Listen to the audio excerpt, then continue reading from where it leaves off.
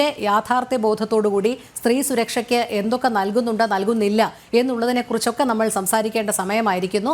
അത് മാറ്റി പറയേണ്ടുന്ന, അതായത് കക്ഷി രാഷ്ട്രീയ ഭേദമന്യേ തന്നെ സ്ത്രീകൾ തന്നെ അത് ഉയർന്നു വന്ന് പറയേണ്ടുന്ന ഒരു സാഹചര്യം തന്നെയാണ് ഇപ്പോൾ നിലവിലുള്ളത്. അങ്ങനെ തന്നെയല്ലേ താങ്കളും കരുതുന്നത്? ഞാൻ അതിന് വളരെ വ്യക്തമായി പറയാം. ഞാനിവിടെ സൂചിപ്പിച്ചല്ലോ, ആദ്യമേ ഞാൻ സൂചിപ്പിച്ചു, ഇന്നത്തെ ദിവസത്തെ ചർച്ച എന്ന് പറയുന്നത് സ്ത്രീകൾക്ക് വേണ്ടിയിട്ടാണ്. ഒരു രാഷ്ട്രീയ പാർട്ടിക്കെതിരെയല്ല, അല്ലെങ്കിൽ ഒരു ഗവൺമെൻറ്റിനെതിരെയല്ല. ഞാൻ ഒരിക്കലും അത്തരത്തിലല്ല സംസാരിച്ചു തുടങ്ങിയത്. എന്നാൽ നിങ്ങൾ വിഷയങ്ങൾ മാറി ചിന്തിച്ചപ്പോൾ സ്വാഭാവികമായും ഒരു ഇടതുപക്ഷ പ്രസ്ഥാനത്തിൽ വിശ്വസിക്കുന്ന, പ്രവർത്തിക്കുന്ന രാഷ്ട്രീയ പ്രവർത്തകയായിട്ടുള്ള എനിക്ക് പൂർണ്ണമായിട്ടുള്ള ഉത്തരവാദിത്തമുണ്ട് അത്തരത്തിൽ കാര്യങ്ങൾ ചൂണ്ടിക്കാണിക്കുന്നത്. ഞാൻ ഇവിടെ സൂചിപ്പിച്ചു, ഒരു പെൺകുട്ടിയും രാജ്യത്ത് ഒരിടത്തും ആക്രമിക്കപ്പെടാൻ പാടില്ല. അവളുടെ സാമൂഹ്യപരമായിട്ടുള്ള ഉന്നമനത്തിന് വേണ്ടിയിട്ടായിരിക്കണം നമ്മുടെ വനിതാ ദിനങ്ങളുടെ ആഘോഷങ്ങൾ. അവൾക്ക് ഇഷ്ടമുള്ളവൻ്റെ മുൻപിലല്ലാതെ ഒരു മനുഷ്യനും അവളോട് താല്പര്യമില്ല, അല്ലെങ്കിൽ അവളോട് താല്പര്യം തോന്നി നമ്മുടെ ശരീരത്തിൽ ആക്രമിക്കപ്പെടുന്ന ഒരു സാഹചര്യം ഉണ്ടാവരുത്. അഭിമാന പുരസ്സരം അന്തസ്സോടെ ജീവിക്കാൻ ഏതൊരു സ്ത്രീക്ക് ഏതൊരു പ്രദേശത്ത് കഴിയുന്നു അന്ന് മാത്രമേ നമ്മുടെ സ്ത്രീ ശാക്തീകരണം മുന്നോട്ട് വന്നു എന്ന് നമുക്ക് അഭിമാന പുരസ്സരം പറയാൻ പറ്റൂ. വനിതാ ദിനങ്ങൾ നമുക്ക് സമുചിതമായി ആഘോഷിക്കുന്നതിൽ കാര്യമുണ്ടാവും. അതല്ലാതെ കേരളത്തിൽ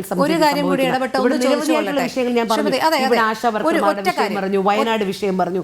ഈ വിഷയങ്ങളിലെല്ലാം തന്നെ വയനാട്ടിൽ നവ്യയോടൊപ്പം, നവ്യ ഒരുപക്ഷെ സ്ഥാനാർത്ഥിയാണെങ്കിൽ അവിടെ ഇലക്ഷൻ പ്രവർത്തനത്തിന് കൃത്യമായി ഉണ്ടായിരുന്ന ഒരു വ്യക്തിയാണ് ഞാൻ എൻ്റെ രാഷ്ട്രീയ പ്രസ്ഥാനത്തിന് വേണ്ടി.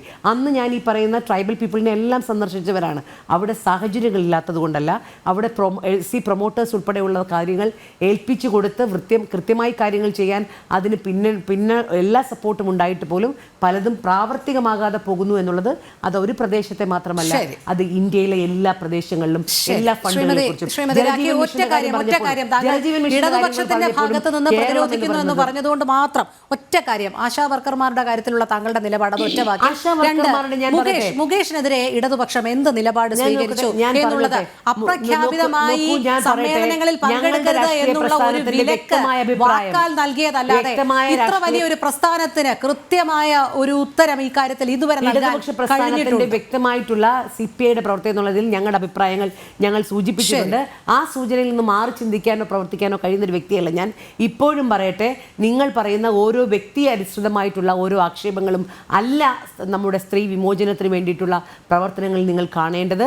ഇവിടെ ഇന്ത്യ ഭരിക്കുന്ന നരേന്ദ്രമോദി സർക്കാരിനും ഓരോ സംസ്ഥാനം ഭരിക്കുന്ന ഓരോ ഗവൺമെൻറ്റുകൾക്കും, BJPയുടെ ആണെങ്കിലും കോൺഗ്രസിൻ്റെ ആണെങ്കിലും അതോടൊപ്പം തന്നെ ഇടതുപക്ഷത്തിൻ്റെതാണെങ്കിലും എല്ലാ രാഷ്ട്രീയ പ്രസ്ഥാനങ്ങൾക്കും സ്ത്രീകളുടെ തുല്യ പദവി ഉയർത്തുന്നതിന് വേണ്ടിയുള്ള പ്രവർത്തനങ്ങളിൽ ഞങ്ങളോടൊപ്പം പങ്കുചേരുവാൻ ഈ ദിനത്തിൽ ഞാൻ വളരെ വിനീതമായി അഭ്യർത്ഥിച്ചുകൊണ്ടാണ് എൻ്റെ ഈ ഒരു ഡിസ്കഷൻ. അതല്ലാതെ ഈ കാര്യങ്ങളെല്ലാം തന്നെ വ്യക്തമായി രാഷ്ട്രീയപരമായി മറുപടി പറയാൻ എനിക്ക് കാര്യങ്ങളും ഇതുമുണ്ട്. ഇവിടെ പെൺകുട്ടിയുടെ ആത്മഹത്യയെക്കുറിച്ച് സൂചിപ്പിച്ചു.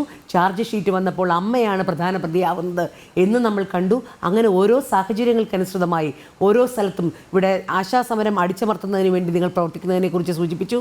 അങ്ങനെയാണെങ്കിൽ ഒരു വർഷത്തോളം നീണ്ടുനിന്ന കർഷക സമരം അടിച്ചമർത്താൻ വേണ്ടി BJPയുടെ സൽപുത്രൻ ട്രാക്ടർ ഓടിച്ച് കർഷകരുടെ ഇടയിലേക്ക് കയറിയതും അതോടൊപ്പം തന്നെ നമ്മുടെ യമുന നദി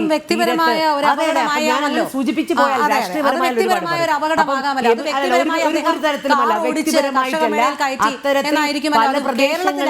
പല പ്രദേശങ്ങളിലും അത്തരത്തിൽ സമരത്തെ നേരിടാൻ മറ്റതിഥികളിലേക്ക് കൂടി പോകേണ്ടതുണ്ട്. ശ്രീമതി